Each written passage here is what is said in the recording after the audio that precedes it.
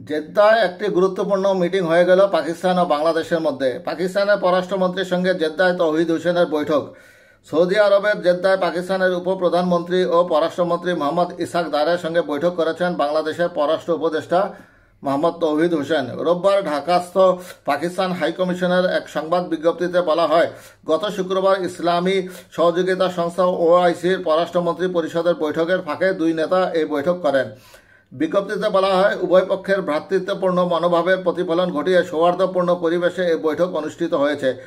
উভয় দ্বিপক্ষীয় সম্পর্কের উন্নয়নে সন্তোষ প্রকাশ করেন। তারা পারস্পরিক স্বার্থ সংশ্লিষ্ট সকল ক্ষেত্রে দ্বিপক্ষীয় সহযোগিতা বাড়াতে সম্মত হয়েছে। বৈঠকে তারা দুই দেশের জনগণের মধ্যে ঐতিহাসিক, ধর্মীয় ও সাংস্কৃতিক সংযোগের কথা তুলে ধরেন এবং বিশেষ করে বাণিজ্য, দুই দেশের জনগণের মধ্যে যোগাযোগ ও সাংস্কৃতিক বিনিময়ের ক্ষেত্রে আরও সহযোগিতা বাড়াতে একমত হন।